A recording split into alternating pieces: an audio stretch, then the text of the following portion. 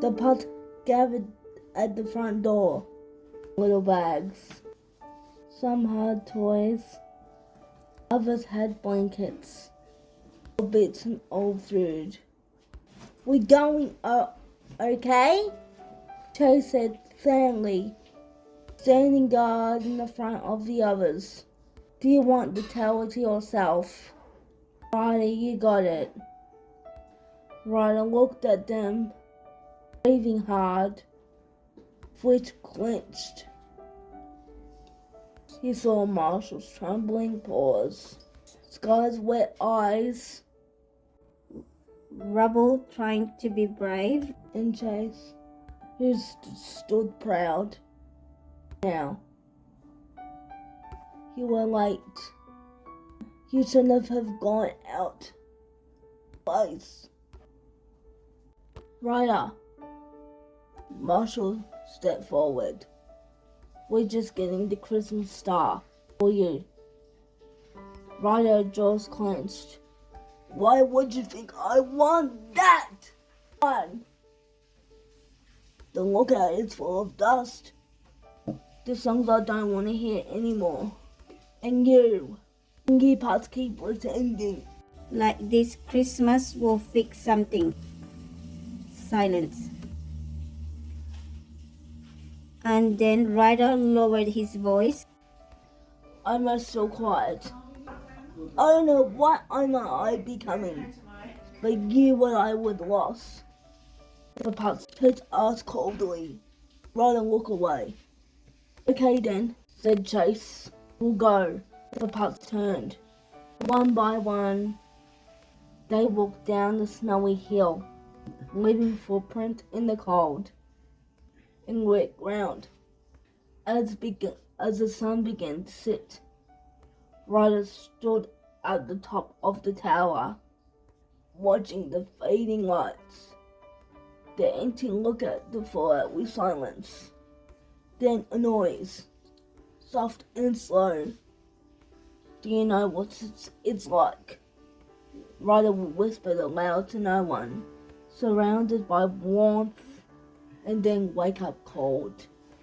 Only answered was the wind and the lone ornament still swinging on the tree.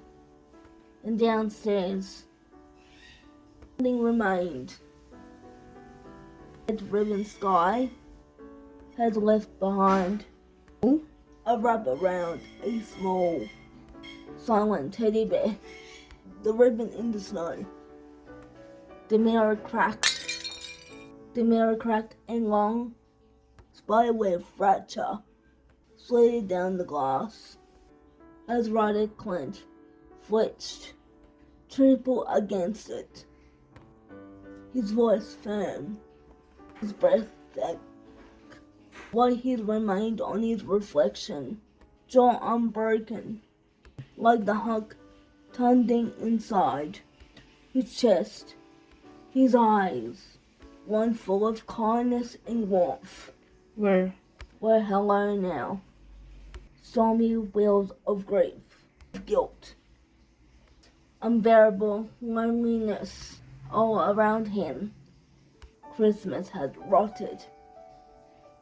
Where the free ones glowed, it now gone sideways, slope, and sideways, half decorated, needless littering, the cold floor, the garden like sharp memories.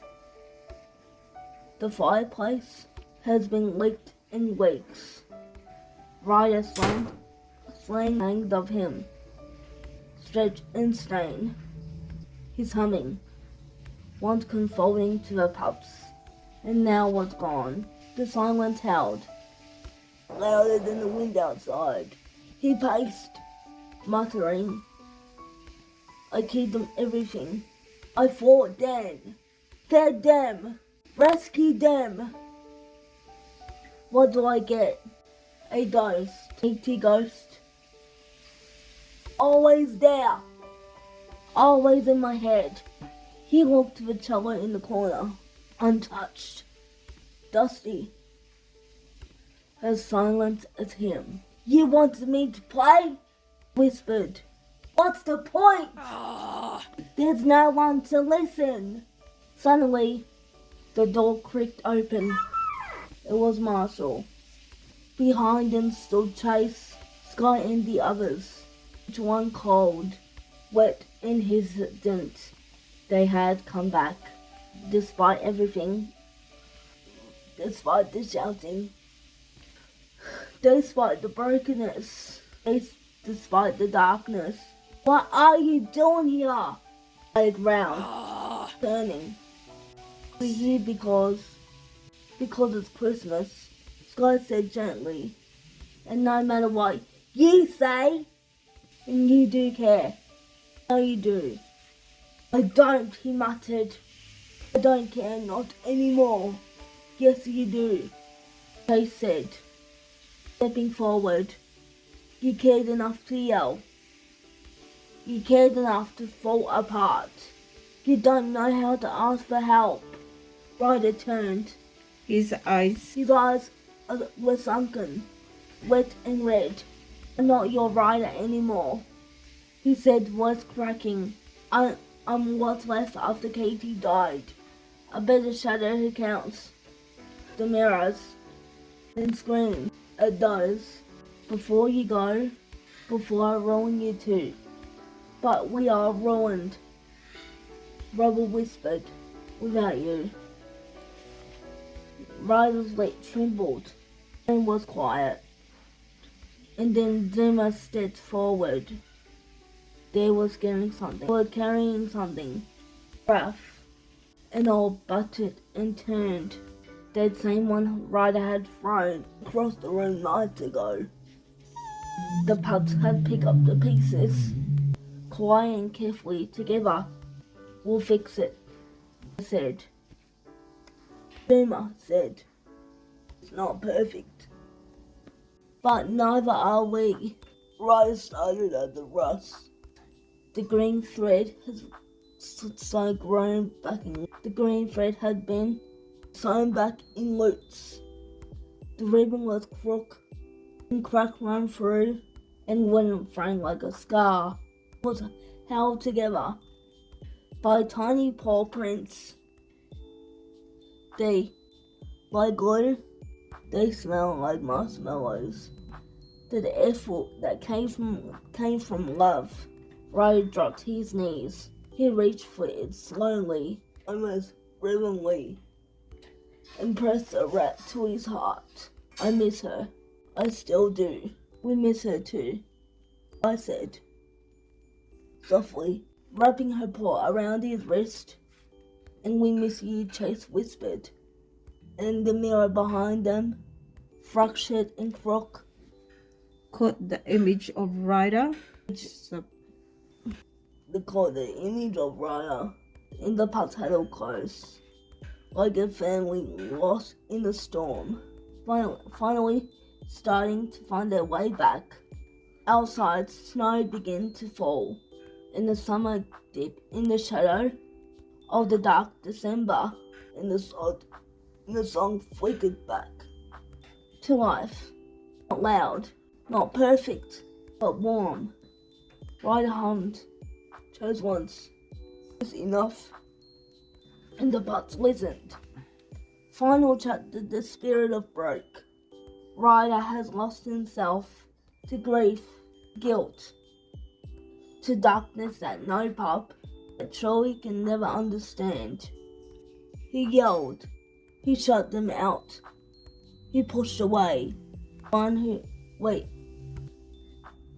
one who cared the most. Because he believed he didn't deserve their love. Because part of him believed Katie's death was his fault. But grief flies, tells you you're alone, that you're a burden, that the world's better without you. The hardest part, and believing it is not true. The door creaked open again. This time, Rose stepped out. Clean shirt, soft eyes, No yelling, no fist, just quiet rest and the weight of everything. He has been through resting, his tired smile. He said gently, "I am so sorry. I've been getting help." Chase ears perked. "You, really?" "I don't want to." I thought it. I thought strong meant being alone, but it doesn't. It means asking for help. Even your eyes scared too. Sky nodded, tail wagging just silently. We never stopped caring, even when you did. No, that's why I'm here. I'm not asking you to forget what I did. Maybe. But we can remember what we had. But in the first time in a long, long while, Ryder smiled. Jingle bell, jingle all the way. Ryder helped rubble for the last. Ryder helping for the last ornament. Repair tree. Marshall laughing too loud. Nothing over Coco. Chase giving Ryder a Christmas card that reads, "To our leader. Even when you lost yourself, we never lost you." Ryder gently placing a framed photo of Katie back on the mantel next one of the pups. Ryder sits by the fireplace, the pups curled up near him, warm and safe. No falls outside. The life soft and golden. He looks at them all. His voice breaks silently. "I thought I lost everything, but I didn't. I still had you. This time, I'm never letting you go." Sky rests his head on his lap. "Welcome home, Ryder." He smiled, tears in his eyes. "Yeah, and it's good to be home. If anyone's struggling during the holidays, you're not alone. There's only someone daring to listen. Healing takes time, but love always finds a way." Well, that's the end, guys. I hope you liked the story, and it's so good. I read it all, but we did it, and I got through it. And if you like this story, please like and subscribe. Anyway, guys, thank you all for watching, and we'll see you next time. This is a good story. This is a good dark Christmas story. Even if it wasn't that bad, but anyway, thank you all for watching, and we'll see you next time. This is content creator Taneasha saying goodbye, everybody. Paw Patrol's on the road, content creator Taneasha. Bye, guys. And I know people can heal in some other ways. Anyway, bye, guys.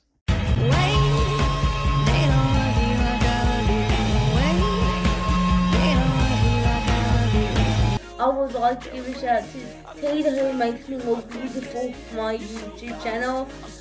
Jen, Liz, Bridie, Amy, Molly, Sharon, Martin, Freddie, Diana, Tanya, Rhiannon. I would like to give a shout out to Rhiannon.